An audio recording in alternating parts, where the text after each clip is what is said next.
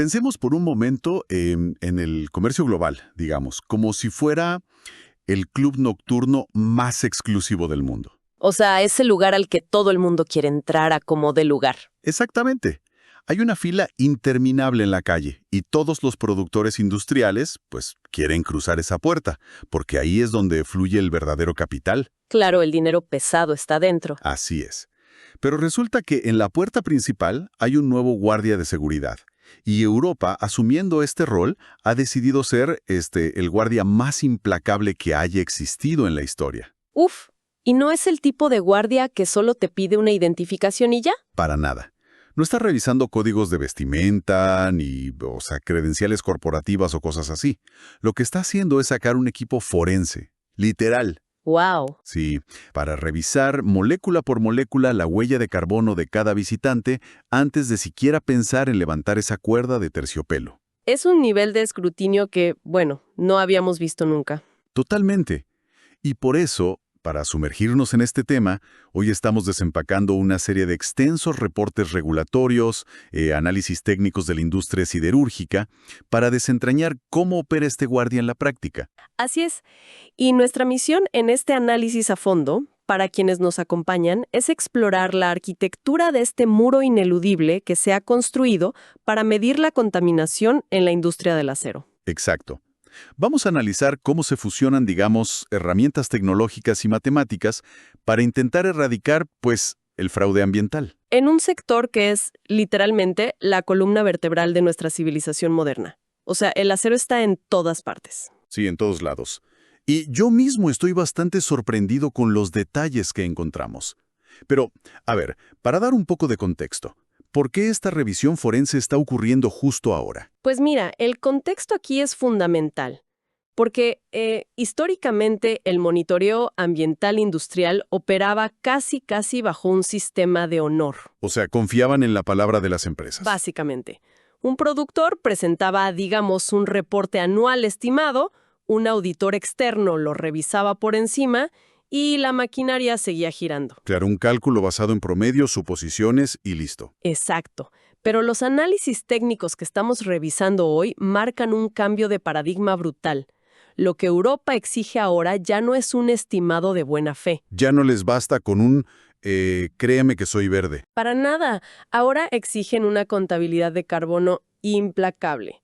O sea, minuto a minuto. Y eligieron el acero como campo de batalla porque, pues, producirlo genera una cantidad monumental de emisiones. Claro, es una industria masiva. Y obligar a una industria tan pesada y globalizada a transparentar cada gramo de carbono, Sin colapsar las cadenas de suministro internacionales en el proceso, que es lo más difícil. sí, es un experimento regulatorio sin precedentes. Lo que nos lleva al nombre técnico de este famoso guardia de seguridad. El mecanismo del que todos hablan. Así es, el mecanismo de ajuste en frontera por carbono, o CBAM por sus siglas en inglés. Y, leyendo la estructura de esta política, queda clarísimo que su propósito no es solo poner un castigo financiero aleatorio. No es un arancel diseñado al azar ni un capricho. Exacto.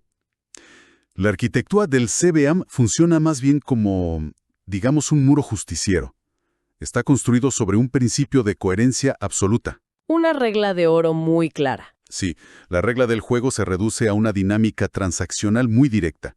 Es como que te dicen, muéstrame cuánto dióxido de carbono costó fabricar tu acero. Ajá. Si la huella es baja, tu costo de entrada será bajo. Pero si la huella es alta, pagarás el equivalente a ese daño. Así de simple. Claro. Y lo interesante es que esto es la internalización de un costo que durante décadas simplemente era invisible. Exactamente. Nadie lo pagaba. Esa es la filosofía central del mecanismo. O sea, establecer una cancha nivelada para todos, porque durante años la dinámica del mercado global permitía lo que se conoce como fuga de carbono. Ah, sí, la famosa fuga.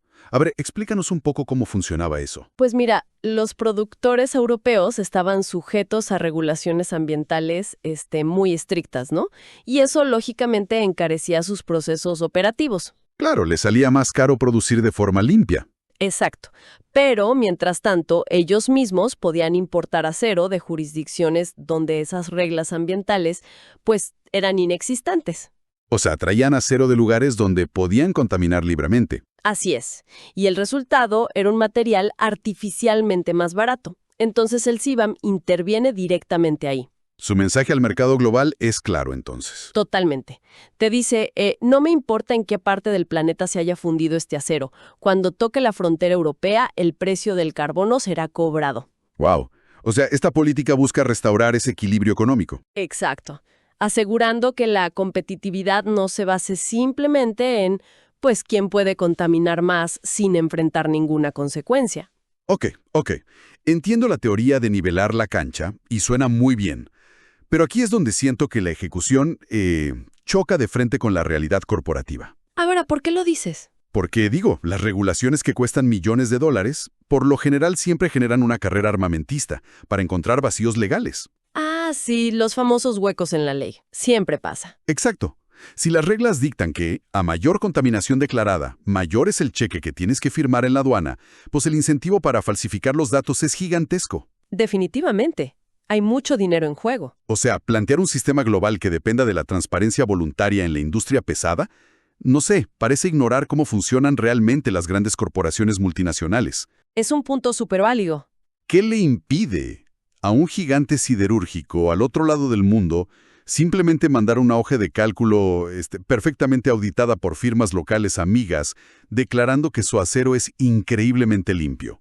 Claro. Y así ahorrarse decenas de millones de euros en la puerta. Exacto. ¿Quién dice que no van a ser tranca? Bueno, ese riesgo de falsificación de documentos es exactamente la razón por la cual este nuevo marco regulatorio no confía en hojas de cálculo. No confían en el papel. Para nada.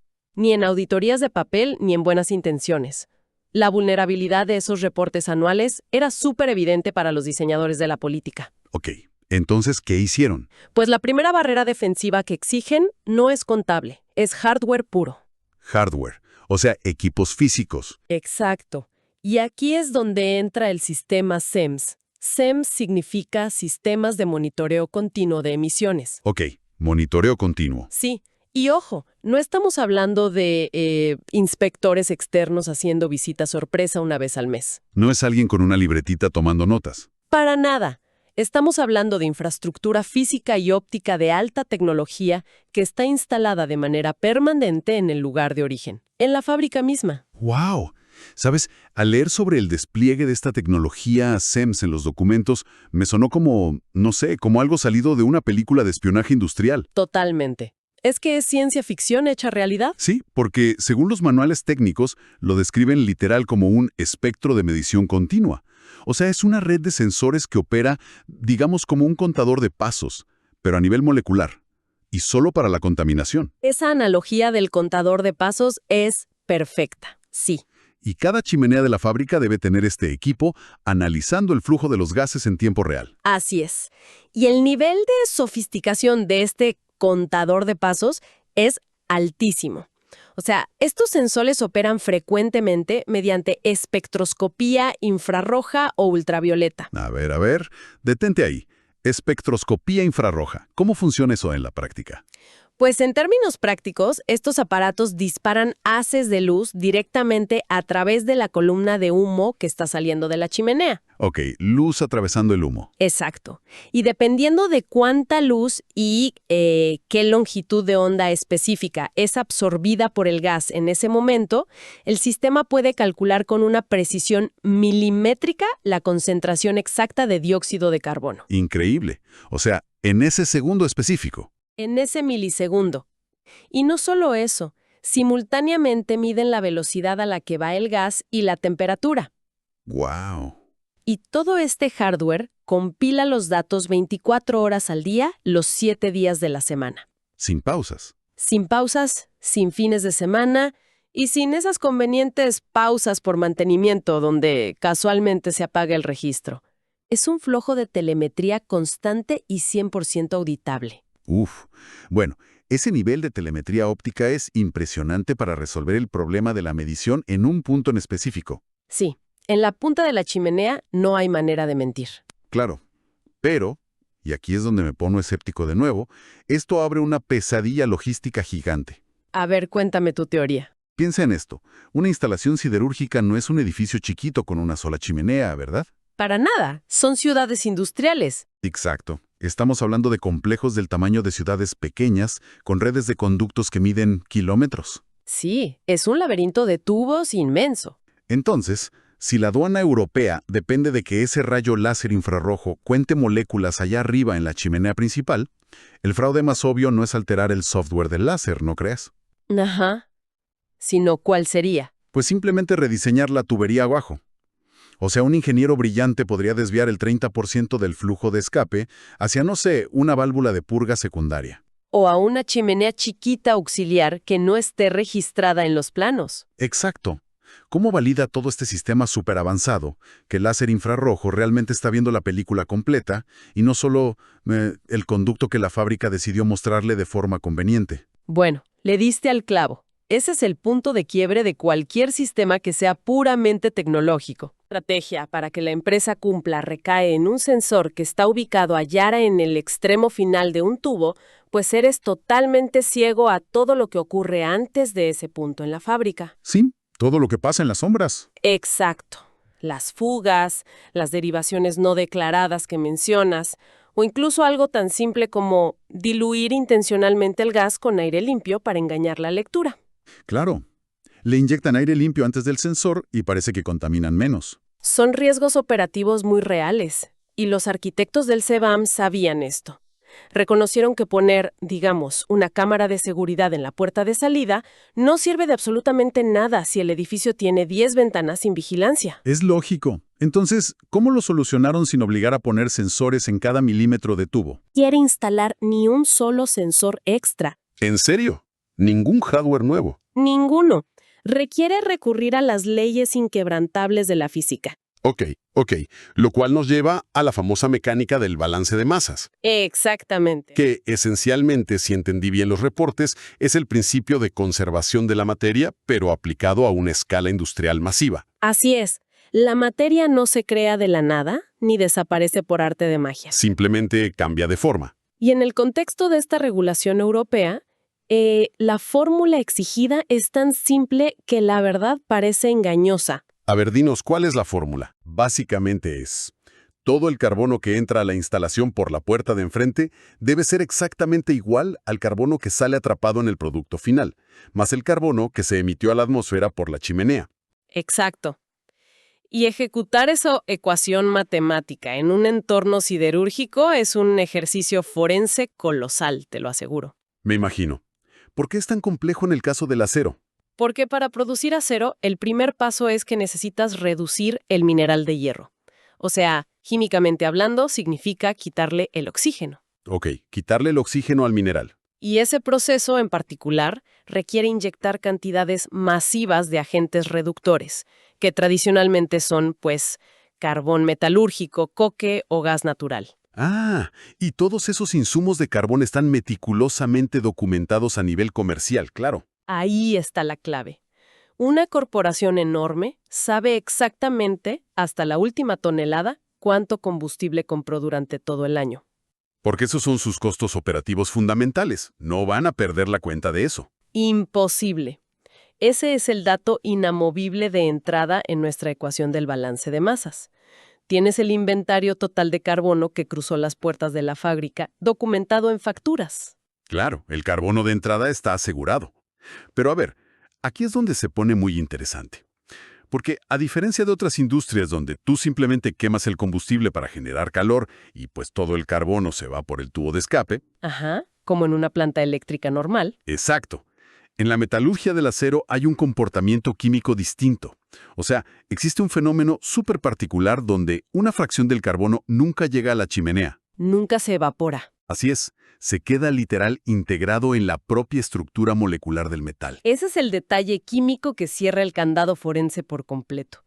Porque mira, el hierro puro en su estado natural es quebradizo, ¿no? Sí, no sirve para construir puentes. Exacto.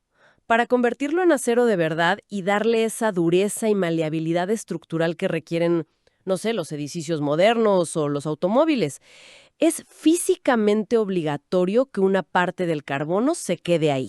¿Qué porcentaje estamos hablando? Entre un 1.5% y un 4% del carbono se tiene que quedar retenido dentro de la matriz del metal fundido. Es un requerimiento metalúrgico que no es negociable. Ok.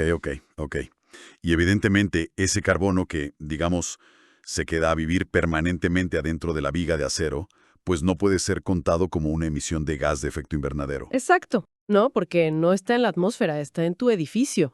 ¡Wow! Esto es como hornear un pastel, ¿no? Si compras 1 kilo de azúcar y sabes por la receta que el pastel retiene exactamente medio kilo de azúcar en la masa y de repente solo te sobran 100 gramos en la bolsa, Ajá. pues sabes por pura matemática básica que los otros 400 gramos se perdieron, se cayeron al piso o alguien se los comió en el proceso. No hay otra explicación. Exactamente. Es pura suma y resta, lo que convierte a este proceso industrial en el equivalente, pues, a una auditoría financiera de altísima seguridad. Entonces, el SEMS, con todos sus láseres infrarrojos que vimos, funciona, digamos, como el flujo de caja diario, ¿no? Reportando los gastos día a día. Sí, el registro al minuto. Y el balance de masas, siguiendo tu analogía, es el gran arqueo contable a fin de año. Claro. Entonces, si los registros de compras indican que entraron, no sé, 100.000 toneladas de carbono a las instalaciones, Ajá. y sabemos por química básica que el volumen de acero que exportaron a Europa solo pudo retener 3.000 toneladas en su interior, O sea, en la estructura del metal. exacto, pues haciendo la resta, hay 97.000 toneladas que forzosamente tuvieron que salir al aire, ya sea como CO2 o como monóxido de carbono. La matemática no deja espacio para ninguna interpretación. Es bellísimo. Es irrefutable. ¿Sí? Si la empresa siderúrgica intenta hacer trampa usando esos conductos secretos que mencionabas o derivando gases para que los sensores SEMS solo registren, digamos, 40.000 toneladas de emisiones. Cuando en realidad emitieron 97.000. Exacto. La auditoría del balance de masas va a detectar inmediatamente ese déficit enorme. Son miles de toneladas de carbono fantasma. Claro, la discrepancia entre la física de entrada y de salida desenmascara cualquier manipulación del hardware, por más complejo que sea. Totalmente. El cruce de estos dos conjuntos de datos, o sea, el registro continuo de los gases por un lado, contra la contabilidad rígida de insumos comerciales por el otro, Crea una trampa perfecta. crea un ecosistema donde, mira, para ocultar emisiones tendrías que falsificar simultáneamente las facturas de tus proveedores internacionales de carbón. Lo cual es un delito gravísimo. Además, tendrías que romper las leyes de la termodinámica y engañar a los sensores ópticos. Todo al mismo tiempo. No hay manera. Entiendo la brillantez arquitectónica de este candado regulatorio, de verdad. La sinergia entre el espectro vigilante del SEMS y la matemática innegable del balance de masas es, digamos en teoría, impenetrable. Es un muro de la verdad. Sí, un muro. Pero, y aquí vuelvo a ser el abogado del diablo, A ver. tener un sistema a prueba de balas no sirve de nada si el sujeto regulado, digamos, simplemente decide que el costo de cumplir con tanta regla es mayor que el beneficio. O sea, si dicen no juego más. Exacto. ¿Qué fuerza realmente a un gigante industrial que está en otro continente, operando bajo las leyes de su propio país, a instalar estos costosos equipos espectrométricos y además abrir sus libros de contabilidad privados para este ejercicio forense? Es la pregunta del millón. Porque si un conglomerado decide ignorar esta infraestructura europea y seguir operando en la opacidad de siempre, ¿cuál es el mecanismo de presión real? ¿Qué les hacen? Bueno, el mecanismo de presión aquí no son cartas de advertencia diplomáticas, te lo aseguro. Y tampoco son multas administrativas. Porque las multas a veces son de risa para estas empresas. Exacto. En el derecho corporativo tradicional, las penalizaciones ambientales a menudo son tan bajas que las empresas enormes simplemente las calculan como un gasto operativo estándar, ¿no? Sí, dicen, bueno, prefiero pagar la multa anual de unos millones que cambiar toda mi tecnología que cuesta billones. Así es, pero el incumplimiento con los requerimientos técnicos del CEMAM no funciona así. Conlleva un bloqueo comercial absoluto. Bloqueo absoluto. Sí, si la documentación de tu balance de masas no coincide con la telemetría de tus láseres SEMS, o peor aún, si como productor simplemente te niegas a instalar el hardware, Ajá, ¿qué pasa? se te deniega el acceso al mercado de la Unión Europea en su totalidad. No entra ni una sola viga de tu acero. Wow. O sea, volviendo a nuestra analogía, el guardia de seguridad no te cobra un recargo en la puerta. Simplemente te expulsa del club nocturno y no vuelves a entrar. Uf. ¿Y un bloqueo total así es? o sea, una fuerza de gravedad económica devastadora para una empresa. Especialmente en la siderurgia, que es un negocio que depende críticamente de economías de escala supermasivas. Claro, no es una fábrica de zapatos donde tú puedes ajustar la producción mes a mes y bajan las ventas. Para nada. Un alto horno no se puede apagar y encender fácilmente los fines de semana. Debe operar de manera continua, produciendo millones de toneladas de metal fundido para ser mínimamente rentable. Entonces, si de repente te cortan el acceso a uno de los bloques comerciales más ricos y grandes de todo el planeta, Como es Europa, exacto. No puedes simplemente agarrar y desviar todo ese exceso de acero a otros mercados de la noche a la mañana. no, porque inundarías tu propio mercado. La sobreoferta aplastaría tus propios precios locales y quebrarías a tu propia industria. Claro, perder a Europa equivale en términos prácticos para estos gigantes a la asfixia operativa. Y por eso, la consecuencia descrita en el marco regulatorio es, y esto sin exagerar, el colapso financiero para quienes dependen de la exportación. Te rinconan. Te obligan a tomar una decisión binaria.